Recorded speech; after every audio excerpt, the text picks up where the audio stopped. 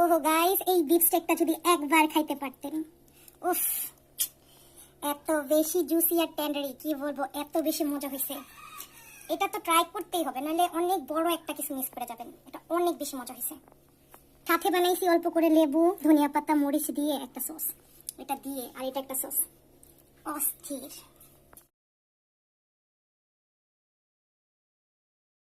আসসালামু আলাইকুম guys, welcome back to my channel. আজকে বানাচ্ছি হলো বিফ স্টেক, আর এটার রেসিপি আপনারা পুরাটাই পেয়ে যাবেন এখন। তো সুন্দর করে দেখেন।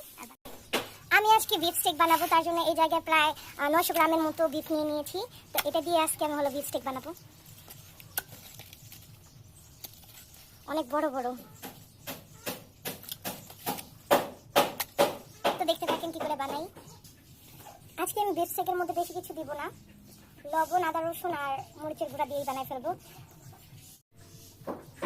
তো আমি প্রথমে দিয়ে দিচ্ছি হলো মরিচের ফাঁকি, সাথে আছে আপনার লবণ। তো এগুলো দিয়ে মাখিয়ে পরে দেখাচ্ছি। তো দেখেন সুন্দর করে মাখিয়ে নিয়েছি, অল্প একটু আদা রসুন দিয়েছি আর হলো মরিচের ফাঁকি আর লবণ দিয়ে মেখে নিয়েছি। আগুন জ্বালিয়ে এখন হলো চুলার মধ্যে দিয়ে দিয়েছি কড়াইয়ের মধ্যে দিয়ে দিয়েছি হলো বিফ স্টেকগুলো। অল্প করে তেল দিয়ে দিলেই হবে, ভাজা ভাজা হবে, তাহলে সুন্দর হবে। ডুবা তেল দেওয়ার কোনো দরকার নেই। তো দেখেন এটা খেতে অনেক বেশি মজা হয়। আরেকদিন বানাইছিলাম, বাট ওটা আমি আপনাদেরকে দিতে পারি নাই, বাট আজকেরটা দেখেন। এটা নর্মালি সবার বাসায় বানাতে পারে সবাই।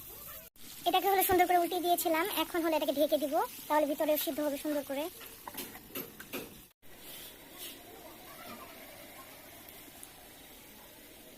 স্টেকগুলো ভাজা শেষ, আর এটা এখন খাওয়ার পালা, নামিয়ে নেব।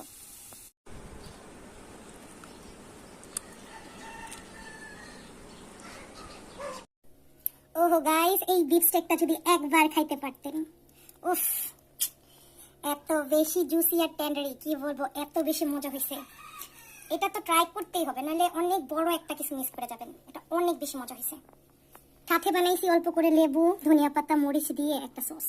এটা দিয়ে আর এটা একটা সস, অস্থির।